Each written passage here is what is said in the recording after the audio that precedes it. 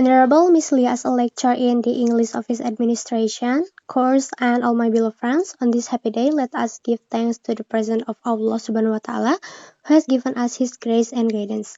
I am Dinda Aura Amelia and will discuss material entitled Cleaning Service Department. Next chat. Okay, there are the definition of cleaning service department is the part of the department responsible for organizing or arranging equipment, maintaining cleanliness and comfort, repairing damage and decoration with the aim that the company looks neat, clean, attractive, and pleasant for its residents.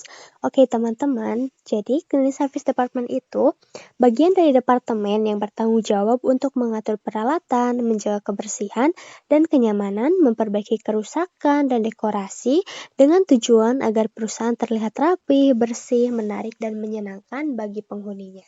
Next. Okay. And there are the function. The function of cleaning service in the operation of a company is very important in addition to maintaining cleanliness and comfort as well as repairing damage and giving a touch of decoration to a room. Cleaning services are also required to have short or long-term planning in order to organize the replacement of furniture or other equipment such as vacuum cleaners, brushing machine, and etc. Oke teman-teman, jadi fungsi cleaning service department dalam operasional suatu perusahaan itu sangat penting. Selain menjaga kebersihan dan kenyamanan, serta memperbaiki kerusakan dan memberikan sentuhan dekorasi pada suatu ruangan, juga dituntut untuk memiliki perencanaan jangka pendek atau jangka panjang dalam rangka menyelenggarakan penggantian furniture atau peralatan lain seperti penyedot debu, mesin sikat, dan lain-lain. Dengan demikian, cleaning service department itu bagian dari departemen dalam perusahaan yang bertanggung jawab untuk hal-hal yang berkaitan dengan kebersihan, kelengkapan, keindahan, perawatan, dan kesehatan serta kenyamanan seluruh ruangan. Meski terlihat cukup sederhana dan tidak diperhatikan, namun tugas seorang petugas kebersihan sebenarnya cukup banyak dan cukup kompleks. Okay, next, there are facilities that are usually clean. Terdapat tempat dan fasilitas-fasilitas yang biasanya dibersihkan oleh cleaning service department. Terdapat lobby area, public restroom, meeting, conference room, storage area, kemudian restoran, food and beverage outlet, business center, semua furniture, floor, carpet, dan lain sebagainya. Masih banyak lagi. Next, there are duties and authorities atau tugas dan wewenang Departemen Cleaning Service. The first, cleaning all public areas such as office, lobby, restaurant, pub or lunch, bar, toilet, meeting room, arcade, and others. Jadi, membersihkan seluruh area publik seperti kantor, lobby, restoran, pub atau lunch, bar, toilet, ruang pertemuan, arcade, dan lain-lain. And the second, cleaning and maintenance of furniture, floors, carpet, glass, doors, and frames, astray on each table and standing astray in public areas. Jadi, melakukan juga pembersihan dan pemeliharaan perabot, lantai, karpet, kaca, pintu, kusen, asbak, kotoran di setiap meja, dan bahkan di tempat-tempat umum. Kemudian, report any damage, loss, and due events to the supervisor. Jadi melaporkan segala kerusakan, kehilangan, kejadian yang tidak semestinya kepada supervisor. And report any damage, loss, and due events to the supervisor yang tadi. And carry out general cleaning in accordance with the schedule. Melakukan pembersihan umum sesuai jadwal, kemudian cooperate well with other departments, coworkers. Jadi, bekerja sama dengan baik dengan rekan kerja di departemen lain. And next, there are other or tambahan tugas dan wewenang dari departemen cleaning service. Fostering harmonious work cohesion and cooperation with other department. bekerja sama dengan baik dengan rekan kerja departemen lain, kemudian create and foster a healthy working atmosphere, menciptakan dan membina suasana kerja yang sehat, kemudian assist with set up and clear up of table and chairs for event, membantu pengaturan dan pembersihan meja dan kursi untuk acara, kemudian have good time management, memiliki waktu yang baik, dan menghadiri rapat atau briefing yang diselenggarakan oleh atasannya. Next. Kemudian terdapat LTACC method, ada look, think, action, check, and clean as you go. LTACC method ini merupakan metode efektif yang sering dilakukan oleh cleaning service department. Okay, next, there are relationship and coordination between the cleaning service department and other department. Jadi terdapat hubungan dan koordinasi antara departemen cleaning service dan departemen lain. Contohnya di cleaning service department dengan waiter. Contohnya misalkan meminta bantuan kepada cleaning service untuk menambah meja dan kursi di restoran dan menguranginya jika sudah tidak diperlukan lagi. Next, cleaning service with banquet. Contohnya hubungannya atau koordinasinya ialah membantu membersihkan area jamuan makan di restoran, meminta bantuan cleaning service membersihkan area toilet di jamuan makan dan restoran, menginformasikan kepada cleaning service untuk membuka layout dan untuk membersihkan ruangan setelah acara selesai. Kemudian cleaning service dengan marketing itu contohnya memberitahu cleaning service department jika ada konferensi dan akan diadakannya di conference hall atau marketing room atau function room. Kemudian membersihkan kantor, toilet, pemasaran, dan serbaguna yang akan digunakan untuk pertemuan. And next, there are cleaning tools of the cleaning service department.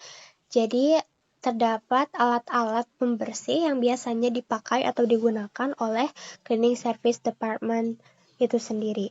Dan alat-alat pembersihnya itu dibagi menjadi 2 kategori besar. Next. Oke, kategori besarnya terdapat manual atau non-electric equipment atau peralatan manual dengan menggunakan tenaga manusia. Contohnya menggunakan broom and brush atau sapu dan sikat, kemudian container, linen dan lena. Kemudian yang kedua ada mechanical equipment. Nah, ini tuh peralatan yang digerakkan dengan memanfaatkan energi listrik. Contohnya vacuum, polisher, fogger, atau penyemprot. Next. And then there are protective and ancillary equipment. Di sini itu terdapat alat pelindung dan alat pembantu ketika cleaning service department membersihkan fasilitas ataupun tempat. Terdapat masker, leather, dan glove. Mask itu untuk penutup mulut atau hidung, dan leather itu tangga untuk membantu ketika membersihkan, dan glove atau sarung tangan. Okay, next there are techniques. Teknik-teknik yang biasanya digunakan oleh cleaning service department. Pertama itu ada washing. Washing itu pelaksanaan pembersihan pada permukaan benda, terutama benda yang dilapisi antara lain tembok, dinding, yang telah dilapisi cat, pintu, jendela, kemudian perabotan lainnya dengan tujuan untuk menghilangkan noda maupun kotoran yang melekat pada permukaan benda tersebut. Nah, yang kedua ada sweeping. Sweeping itu pembersihan lantai dengan tujuan menyingkirkan atau membersihkan sampah atau kotoran pada permukaan lantai. Nah, pelaksanaan sweeping ini dilakukan dengan menggunakan biasanya sapu, sweeping brush, hand brush, sweeper, kemudian vacuum cleaner, dan penggunaan alat tersebut itu tergantung dari macam atau jenis permukaan yang akan dibersihkan. Kemudian ada mopping. Mopping itu pelaksanaan pembersihan dengan cara pengempelan permukaan lantai dengan membersihkannya menggunakan air dan alat penyeka lantai yang disebut mop atau kain pel.